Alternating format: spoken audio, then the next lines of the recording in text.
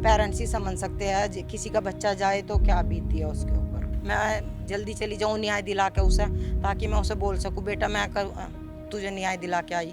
आपने वाहन का नंबर दिया नहीं, हमारे पास कोई जादू की छड़ी तो है नहीं जो हम घुमा देंगे और आपको अभी इतनी जल्दी बता सकते हैं कुछ। नमस्कार, मैं हूं सपना पांडे और आप देख रहे हैं देवभूमि डायलॉग। एक 18 साल का बच्चा प्रेमनगर में रोड क्रॉस करता है, उस समय एक डंपर आता है, उसको रौंद कर चला जाता है और पुलिस कहती है कि डंपर का नंबर दो, हमें नहीं पता, हमारे पास कोई जादू की छड़ी नहीं है।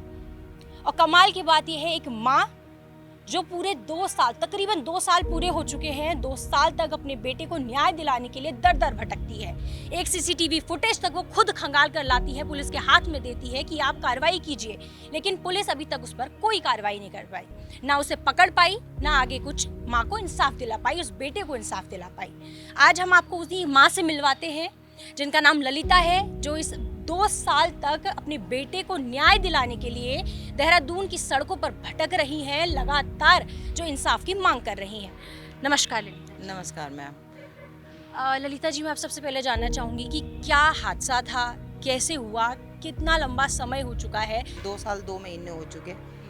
16 तारीख को एक्सीडेंट हुआ उसका, 17 तारीख को डेथ हुई उसकी, 18 तारीख को उसको मैंने अंतिम संस्कार दे के और 19 तारीख को उसकी FIR लिखवाई, जो कि उन लोगों ने मेरे से ली।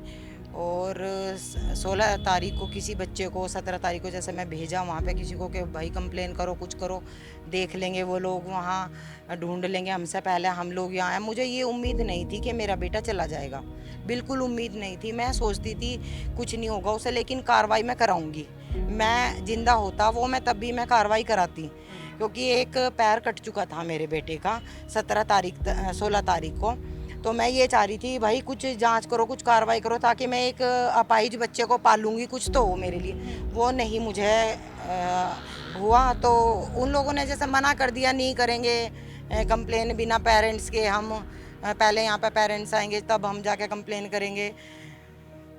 19 तारीख को जाके कंप्लेन करी तो लिख ली खैर ये चीज़ें तो, लेकिन उन्होंने कोई काम नहीं किया। 21 तारीख तक कोई काम नहीं किया। 21 तारीख को फ़ोन करके पूछ रही हूँ मैं, वो मेरे घर तो क्या आते हैं मुझे दिलासा देने के लिए, वो मेरे को बोल रहे कि आप आ जाओ थाने में और आ सकते हो क्या आप, फिर मैं बताता हूँ यहाँ क्या करना है बताओ। ये कुछ बात होती है कि एक माँ जाएगी। 21 तारीख को मुझे बुला रहे, मुझे अच्छा नहीं लगा उस चीज़ को भी, मतलब मेरा बहुत कष्ट, मैं जो 1.5 साल में कष्ट में रही हूँ मुझे पता है, मैं समझ नहीं पा रही अपने बच्चे को अब कैसे न्याय दिलवा पाऊंगी। फिर भी मुझे डोभाल SSP सर हैं महोदय, इन्होंने मुझे काफ़ी अच्छा आश्वासन दिया। अभी इसमें जो जांच कर रहे हैं मुझे पता लगा है कि नरेश राठौड़ जी देख रहे हैं इस केस को अपने उस, तो चल रही है इसमें कार्रवाई अभी। ललिता जी, जैसे आप बोलो 2 साल के बाद अगर आज आपको ये कहा जा रहा है, वो भी तब जब आपने खुद उनको साक्ष्य दिए हैं, किस तरीके का ये पूरा दर्दनाक सफ़र रहा कि आपने खुद सबूत ढूंढे, वो ज़रा लोगों को बताइए ताकि लोगों को भी समझ आए कि किस तरीके की इतनी मेहनत और कितनी मशक्क़त के बाद आज आप इस मुकाम तक पहुँच पाई कि आपको आज पुलिस वाले पूछ रहे हैं कि हम इस पर कार्रवाई करेंगे। मैम मेरे पास ना खोने के लिए कुछ नहीं था, मेरी धन दौलत सब कुछ मेरा बेटा था। तो उस समय तो मेरे पास मैं ज़मीन पे घूम घूम के जैसे भी घूमी, मुझे तो इंसाफ दिलाना था उसे। वो तो जर्नी बहुत ही टफ रही मेरी, जिसे मैं बयान भी नहीं कर सकती। आगे तो जो कि ईश्वर को मंजूर होगा, ईश्वर ने साथ दिया, आप लोगों ने मेरा बहुत साथ दिया, सपोर्ट किया। अगर यूनियन किसान यूनियन के लोग ना यहाँ पे आते, दिव्यांशु राणा की जो डेथ हुई, इतनी निर्मम हत्या, मुझे बिल्कुल ऐसा लग रहा था कि दोबारा मेरा बेटा जा रहा है। वो सारे दर्द मेरे अंदर आए, मैं फिर वहाँ उस पंचायत में पहुँचती हूँ, मैं अपना दर्द बताती हूँ कि मेरे साथ भी इतनी दर्दनाक हुई। फिर मीडिया के लोगों ने मेरे को सुनी, आप लोगों ने बहुत सपोर्ट किया मुझे इस चीज़ को दोबारा बात कराने के लिए, नहीं तो इसके ऊपर तो FIR तो लग चुकी थी। उस टाइम पे जो वहाँ पे इन्वेस्टिगेशन ऑफिसर थे, उन्होंने आपसे क्या कहा? आपने उन्हें जाके पूछा होगा कि आप कंप्लेन कीजिए और ढूंढिए उस डंपर को, तब उन्होंने क्या कहा आपसे? जो वहाँ पे IO महेंद्र सिंह नेगी थे, उनको मैंने जैसे 21 तारीख को फ़ोन किया, जिस टाइम उन्होंने बोला मेरे को कि आप आ सकते हो क्या थाने में, उन्होंने बोला मेरे को कि आपने डंपर का नंबर दिया नहीं, आपने डंपर सॉरी उनके आपने वाहन का नंबर दिया नहीं, और हम कैसे अज्ञात वाहन पे हम कार्रवाई करेंगे। हमारे पास कोई जादू की छड़ी तो है नहीं जो हम घुमा देंगे और आपको अभी इतनी जल्दी बता सकते हैं कुछ, अभी समय लगेगा। जो भी आप आ जाओ यहाँ पे थाने में, हम बात कर लेंगे, ये बोला उन्होंने मुझे। इस पूरी जब ये महेंद्र सिंह ने कि इसमें मेन रोल रखते हैं। अगर वो कुछ करते तो आज मैं दर दर की ठोकर आज भी ना खाती, मैं आज भी खा रही हूँ। अभी भी मैं न्याय के लिए लड़ रही हूँ। इतना होने के बाद आप मीडिया के लोग हैं, आप लोगों के माध्यम से कहूँगी कि आप लोगों ने जितना सहयोग मेरा किया है, बहुत पहले टूट चुकी थी, शायद अंधेरे में रहूँगी और लग रहा था बेटा आया ही नहीं। इन लोगों ने ऐसा दिखा दिया था कि बच्चा पैदा हुआ ना, बच्चा मरा तुम्हारा। जिस बच्चे का एक पैर काट दिया उस माँ पे तो हॉस्पिटल में ही मर जाना चाहिए था।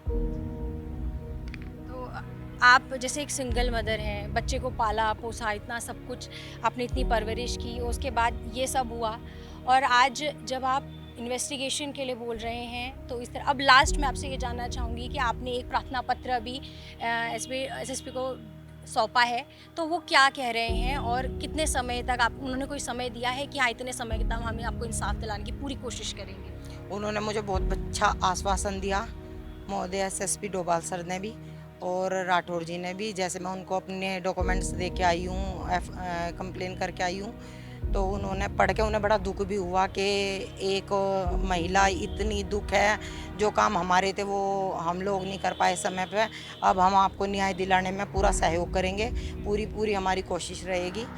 तो उन्होंने बहुत अच्छा आश्वासन दिया है, मैं उनका भी थैंक्स कहना चाहूँगी आपके माध्यम से।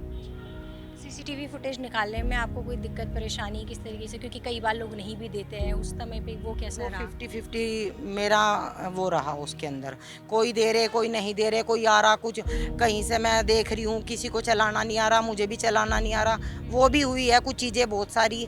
कोई घर में ही नहीं घुसने दे रहा, गेट से ही बाहर निकाल रहे बहुत से लोग, सब तरह की आई हैं, सब तरह की समस्याएं मेरे ऊपर आई हैं।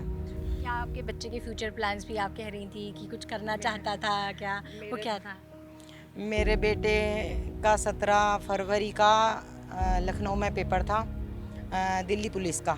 मैं जब उसका एक्सीडेंट हुआ और मैं घर में पहुंचती हूँ, उसका प्रवेश पत्र भी मैं रखा हुआ देख रही, बच्चे के जूते देख रही मैं, मेरे बेटे का एक पैर कट गया उस टाइम पे, मतलब देख के मैं घबरा गई। क्या फ्यूचर था, क्या निकल गया ये, जब तक वो सांस चल रही थी उसकी।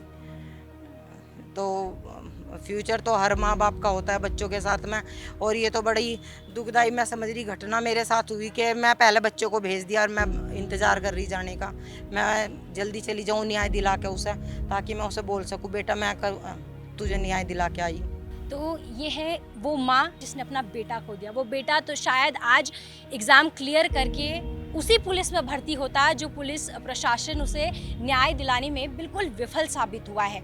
आज एक माँ गुहार लगा रही है उस बेटे को न्याय दिलाने के लिए, 2 साल से वो भटक रही हैं, आज सबूत के साथ वो पुलिस प्रशासन के पास पहुँची है। तो आज उत्तराखंड की मित्र पुलिस अगर ऐसे आम जनता, जो लोग शिकार होते हैं ऐसे एक्सीडेंट के, उनके लिए अगर वो मित्र साबित हो जाए तो शायद एक माँ को इंसाफ मिलेगा, उस बेटे को इंसाफ मिलेगा जो शायद बहुत ऊंचे ऊंचे बड़े बड़े सपने देख रहा था कि वो फ्यूचर में कुछ बन के दिखाएगा, अपनी माँ का सहारा बनेगा, उस माँ का सहारा जो एक सिंगल मदर है, उसकी बहन है, उसका सहारा बनेगा। लेकिन वो अपनी माँ को, अपनी बहन को आज रोते हुए यहाँ छोड़ के जा चुका है।